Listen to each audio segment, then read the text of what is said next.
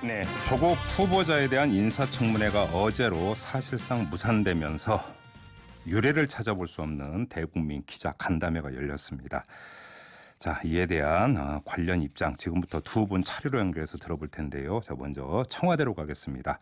강기정 청와대 정무수석 바로 연결합니다. 수석님 나와 계시죠? 네, 안녕하십니까? 예, 안녕하세요, 수석님. 어제 네. 간담회 쭉 지켜보셨나요?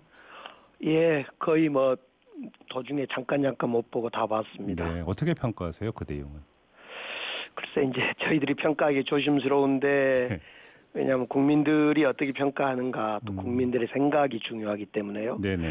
근데 이제 저는 개인적으로는 어제 조국 후보자가 본인의 일과 주변의 일 네. 또는 사실과 의혹 이런 걸 좀 구분지어줘서 네. 국민들이 이 최근에 있었던 조국 후보자에 대한 어떤 논란에 대해서 이렇게 정리를 좀 하는 계기가 되었지 않았을까 네. 이렇게 생각해 보았습니다. 네, 그럼 어떤 조국 후보자 임명에 대한 어떤 여론도 좀 호전이 될 거다 이렇게 기대를 하십니까, 수석님?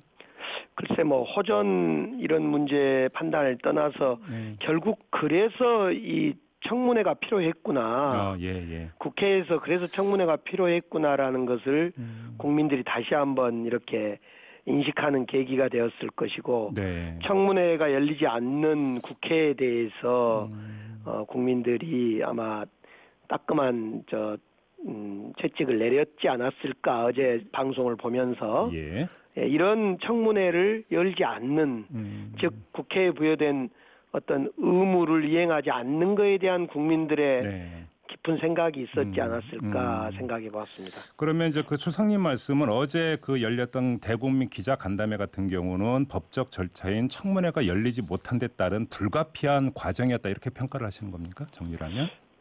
글쎄 이제 그 조국 후보자의 어떤 선택이긴 했고요. 네. 결국 그래서 자꾸 이제 조국 후보자의 어제 기자 간담회를 두고 뭐 국회에 와서 여든 야든 왜 그런 간담회를 했냐 이렇게 이야기를 하신 걸 제가 언론을 통해 봤는데 예. 오히려 그런 얘기를 하기 전에 예. 국회에서 청문회가 무산된 것에 대한 국회 측의 자기 성찰이 좀 뒤따랐어야 되는 거 아니냐 네네.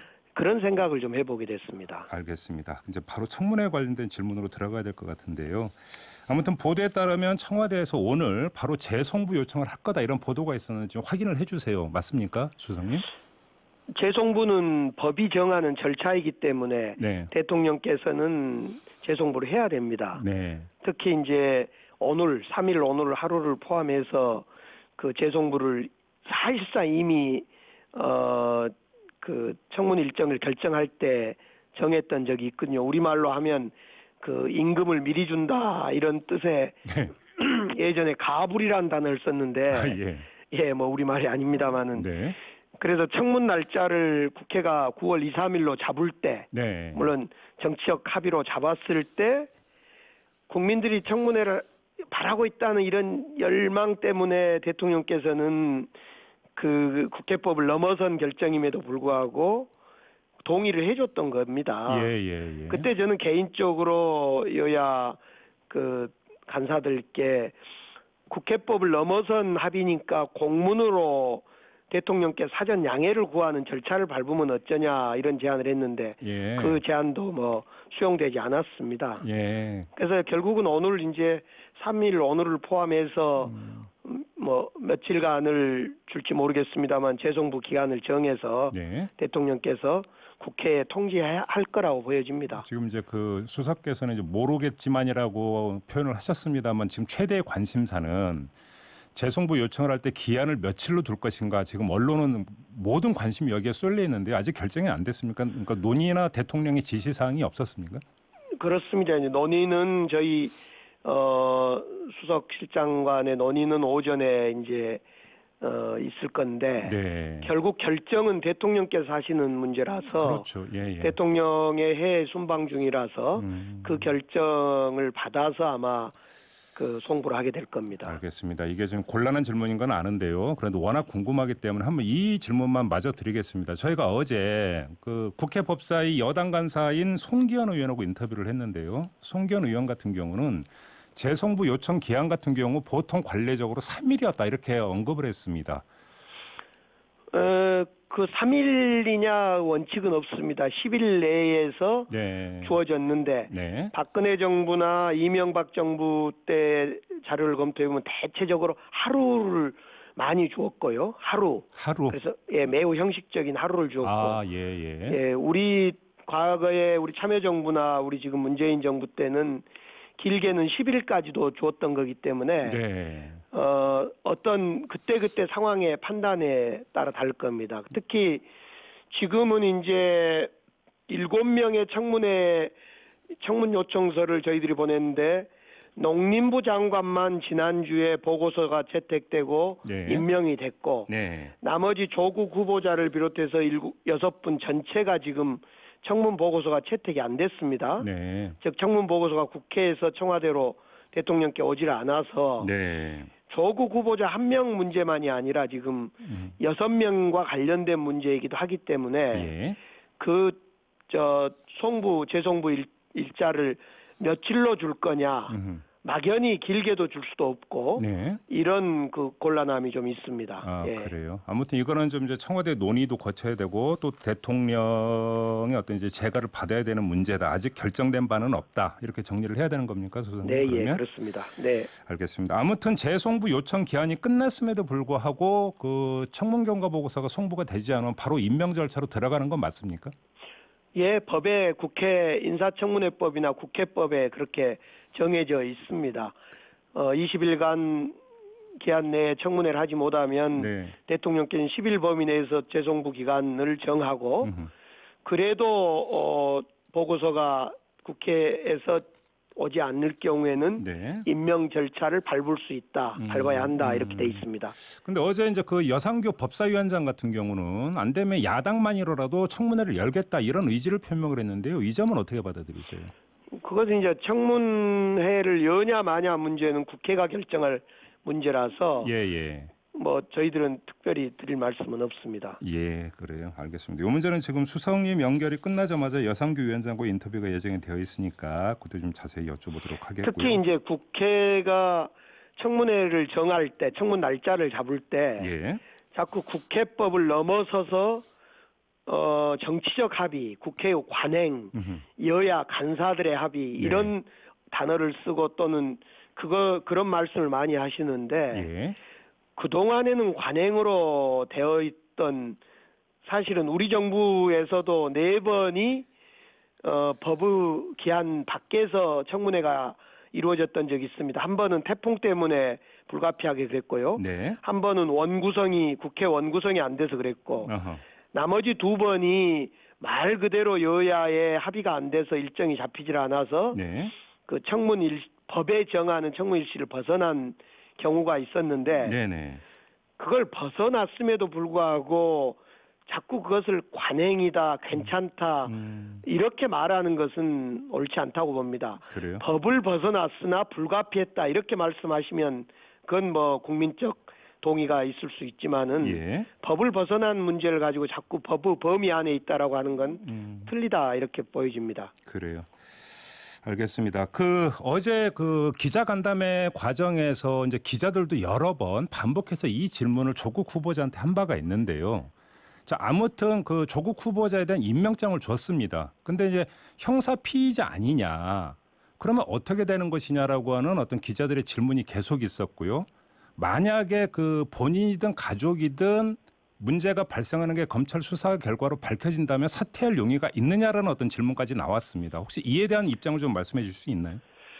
글쎄 이제 그에 대한 직접적 답변은 드리기가 곤란하고요. 네. 우리가 이제 후보자 임명 전에 네. 고소 고발된 사례는 많습니다. 네. 이명박 정부 때도 한 건 있었고 박근혜 정부 때도 한 건 있었고 우리 문재인 정부 때는 6건이나 됩니다. 그러니까 청문회 절차가 진행되던 도중에 네. 고소되거나 고발된 사례가. 아, 그런가요? 예. 예. 물론 당연히 조국 후보자도 지금 고소 고발된 상태인 건 맞고요. 네네. 문제는 조국 후보자를 어떻게 조사를 할지 수사를 할지 또 조사 대상인지 네. 또 임명할지 안 할지 이런 모든 것은 결정되지 않았기 때문에 예. 아직 뭐 그에 대한 답변을 드리는 건 적절치 않은 것 같습니다. 알겠습니다. 이제 검찰 수사 초기에 바로 이제 나왔던 문제가 피의 사실 공표 문제였었습니다. 수석께서도 이제 브리핑 과정에서 이거에 대해서 잠깐 언급을 하신 걸로 제가 기억을 하고 있는데요. 그 뒤에 보도에 따르면 윤석열 검찰총장은 일선 검사 전원에게 함구령을 내렸다 이런 보도도 있었습니다. 그 논란 이후에 피의 사실 공표 문제는 정리가 됐고 해소가 됐다고 평가하십니까? 글쎄 피의 사실 공표 문제는 오랜 검찰의 관습이었고 네. 악습이었다고 생각합니다. 예. 지금 그 문제가 종료됐냐 문제는 지금 제가 답변드리기 어렵습니다. 왜냐하면 저는 당시에 윤석열 검찰총장이라면 네. 이런 잘못된 악습에 대해서 분명히 끊어야 된다 이런 취지의 이야기였습니다. 네네. 만약 그런 피의 사실을 흘리는 문제가 예. 검찰이 잘못이었는지 아니면 어떤 특정 언론인의 과도한 법을 위반한 취재였는지 예. 이것을 가려달라는 거였지. 예. 제가 검찰이 흘렸다, 기자가 흘렸다, 네. 이런 얘기를 한 건 아니기 때문에 예. 그 점은 검찰이나 언론에서 판단하고 향후에 규명해 갈 거라고 생각합니다. 알겠습니다. 자, 마지막으로 이 질문을 드려야 할 것 같은데요. 문재인 대통령이 동남아 순방을 떠나기 직전에 이 대입제도에 있어서 어떤 공정성 확보 차원에 있어서 어떤 개편 검토를 지시를 했는데요. 이 지시 배경을 어떻게 읽어야 되는 겁니까, 소장님? 글쎄 이제 조국 후보자로부터 시작된 것만은 아니고 네. 우리 사회가 이제 경제에서의 공정 얘기를 많이 해왔습니다. 가불관계, 일감 몰아주기 이런 경제의 측면에서 공정성의 이야기를 한편에서 했고 네. 또 한편에서는 법의 측면에서 공정성 이야기를 했습니다마는 정말 이 조국 후보자 문제를 떠나서 교육에서의 공정함이 이루어지고 있는 거냐? 네. 특히 대학생과 청년들을 향한 공정함이 교육 선발 과정에서는 이루어지고 있는 거냐? 네. 이걸 제도적인 측면에서 좀 더 깊숙이 봐보자 해서 이 점에 대해서는 대통령께서 그동안 우리 정부 취임 이후에 네. 한 2차례에 걸쳐서 대학 교육제도, 네. 교육 전반에 대한 제도 문제를 제기를 한 걸로 알고 있는데 네네. 잘 이렇게 고쳐지지 않아서 다시 한번 제기한 걸로 알고 있습니다. 그러니까 지금 일각에서는 이게 너무 급작스러운 지시 아니냐 이런 지적도 있어서 추가 질문을 이렇게 드려야 될 것 같은데요. 보통 대입제도 개편안은 현재 중2가 대학에 들어갈 때 4년 전에 발표하도록 되어 있는 걸로 제가 알고 있는데 그러니까 차분히 준비해서 장기 계획을 짜라는 걸로 이해를 하면 되는 겁니까? 그렇습니다. 이것을 지금 당장 내년에 또는 거내년에 문제가 아니라 네. 서로 어떤 문제를 논의해서 결정하더라도 네. 이건 2022년 이후에 적용될 문제이기 때문에 예.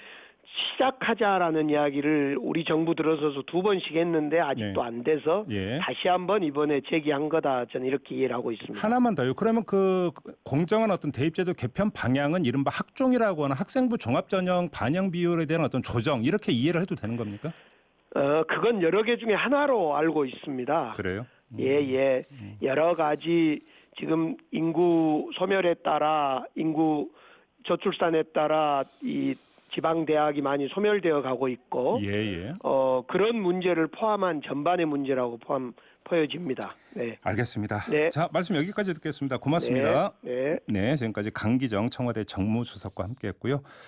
자, 다음 분 연결하기 전에 많은 분들이 의견 주고 계시는데요. 유튜브로 정진근님은 이 조국 후보자님 기자회견은 조금 실망했습니다. 일방적인 해명 자리였다고 생각합니다. 이런 의견을 주셨고요.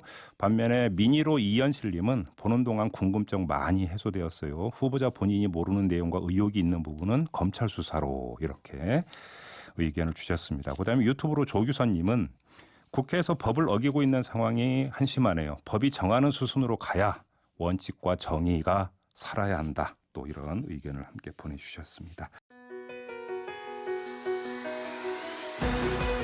이슈의 핵심을 꿰뚫는 예리한 시선, 믿고 듣는 진품 시사, 김종배 시선 집중.